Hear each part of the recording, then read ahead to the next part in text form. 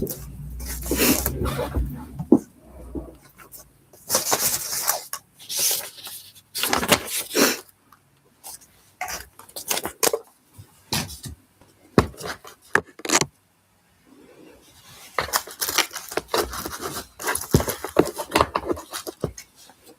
going to start here in 2 minutes. So we'll give this a moment to get started. Let some people join our live. Tonight we're going to talk about trail etiquette with Empower Outdoors. And we're going to wait a couple minutes for someone to join.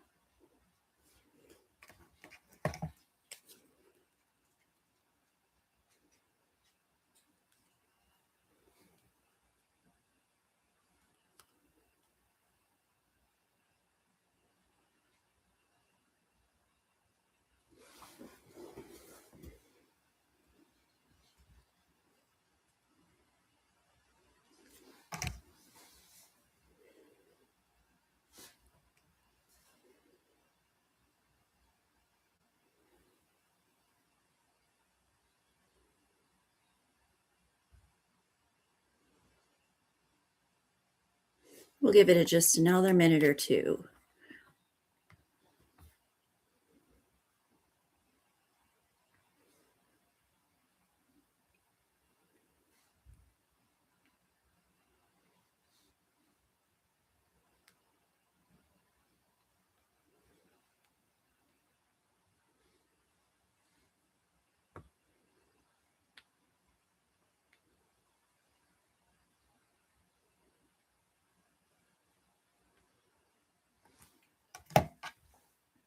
.6:31, we're going to give it another minute. I'll edit this part out of the live when we replay it, and we will be starting here in just a couple minutes.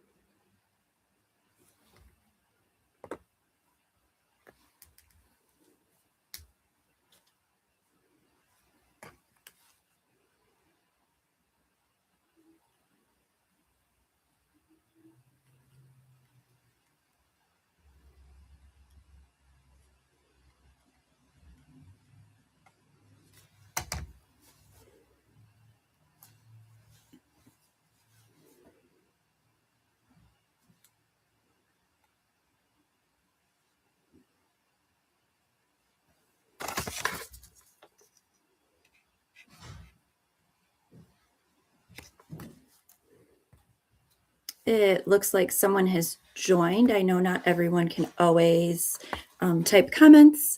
So if you can, go ahead and enter in where you are watching from. And if you can't, no problem. I'm going to keep going. Welcome to Tuesday Trail Talks with Empower Outdoors, where beginners and experts come together to share seasonal tips for getting outside. I'm glad you're here tonight. I appreciate you joining me. If you're hopping in live, go ahead and drop in the comments where you're watching from.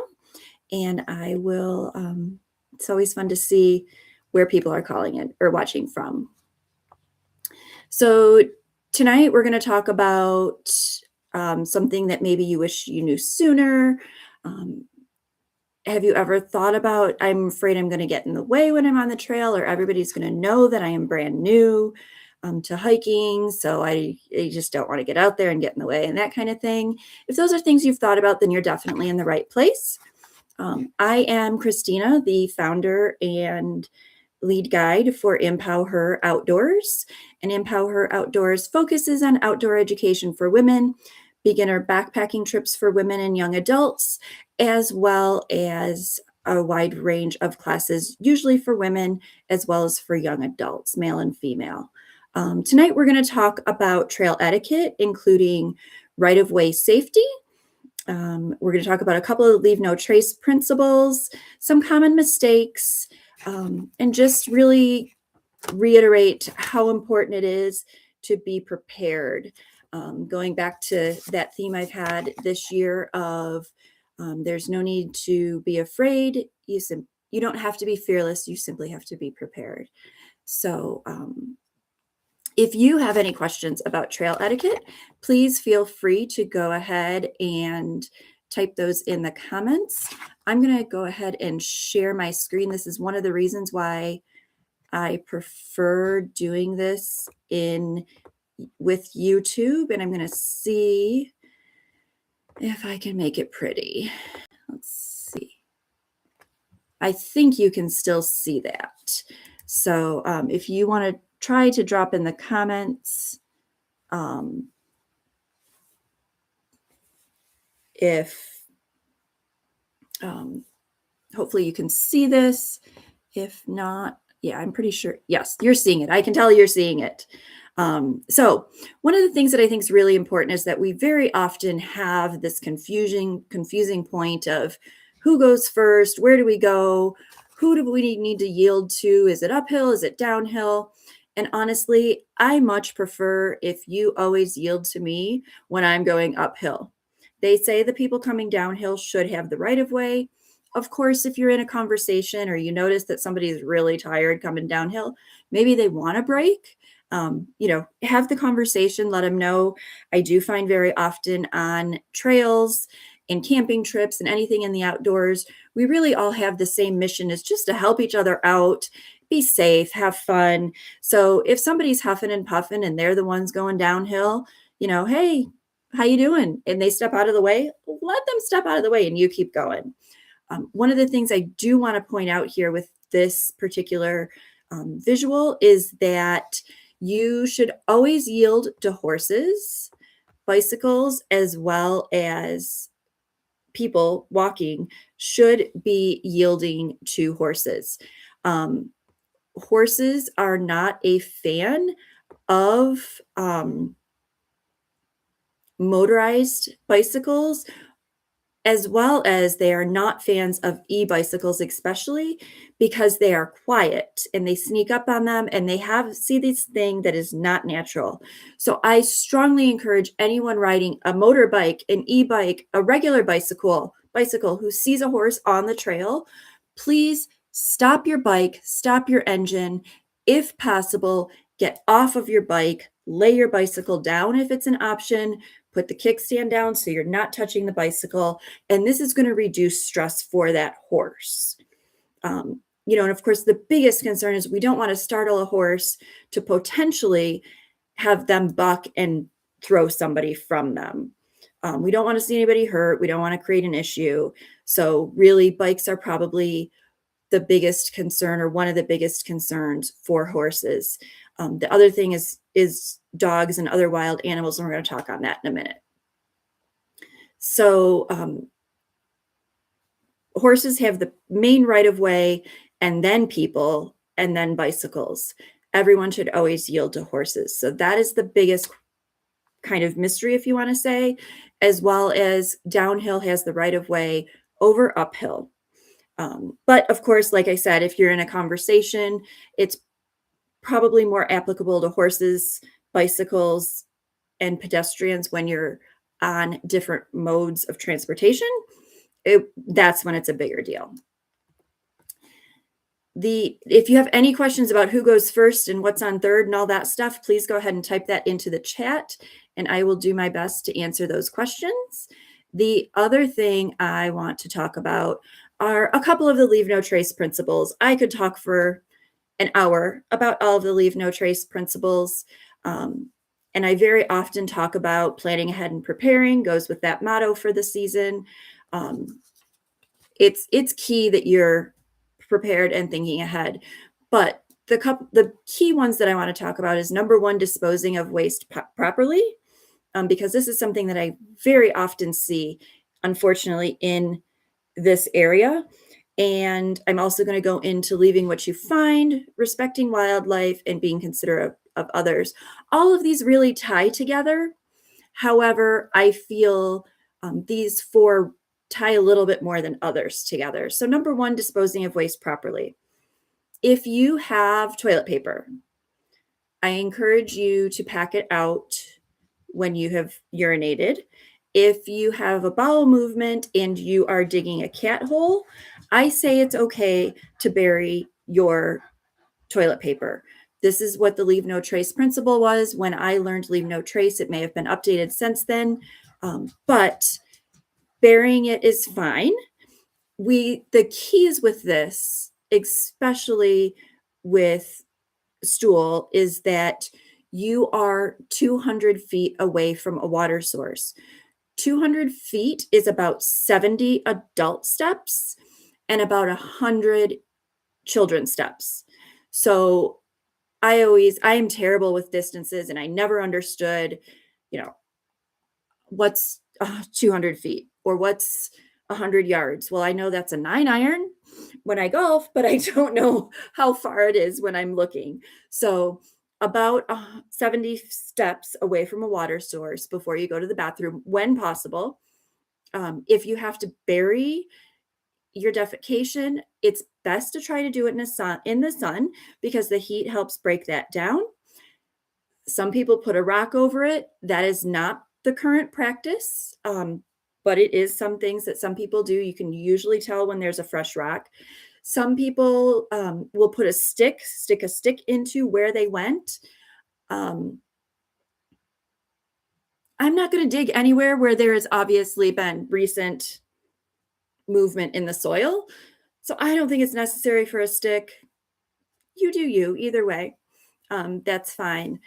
But I'm going to jump into how this ties into respecting wildlife. And this is where they eat. This is where animals get food. This is at times where humans get something to drink. We do not want to be pooping in the water that we drink. We all know that that creates some huge issues. So this is out of respect for the wildlife. Also, disposing of, I call it dog dirt. We see used dog poop bags everywhere along the trail. I don't understand why people do that because, and to be fair, they forget about it. But you brought a dog, please take the dog poop out. I know animals, wildlife goes out there and poops everywhere. People feel like their dogs should be able to. Your dog's food has chemicals in it. Wildlife's food is coming from the same stuff that they poop. One of the reasons we'll see those signs that say weed-free hay only, that is for the safety of the animals. So we don't want to leave our poop or our animals' poop out there for wildlife to get into. I also feel that this falls into consideration of others. So please clean up your dog dog poop. I also strongly encourage you to keep them on leash, which again is out of respect for wildlife. 90% of bear and moose to human injuries in the Ketchum area was a result of dogs not being on leash. What happens is the dog goes out, the dog finds a moose or a bear, they get scared and they come back and hide behind you. And then you are suddenly being hurt by the bear or moose. So I strongly discourage people from letting their dogs off leash because they could bring wildlife back to you if they don't scare you. You also don't know when they poop, all of these other things. So again, this goes along with being considerate of others. You know your dog's friendly, but you don't know if that guy's dog that is on a leash is friendly. Your dog's so excited to see it that your dog's off leash and so excited to see this other dog and they think they have a new playmate. But when they get to that other dog, that dog's mad. It's just the way they are. So this is being considerate of other people. So please, please, please Clean up your dog dirt, keep dogs on a leash. It's for everyone's safety, including your dogs. I also want to touch on leaving what you find. We can get really excited to find um, horns that have been shed.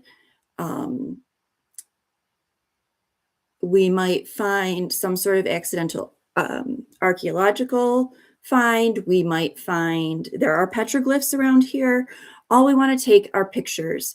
If you are to find something that is unrecorded that you don't think anybody is aware of, drop a pin on your phone, take a picture of it, and go to the ranger and tell them about it. Please don't pick it up and go show someone or take it home. Being considerate of others, leave it there so they can see it too. Only go home with pictures. Plus, you don't have to carry the weight.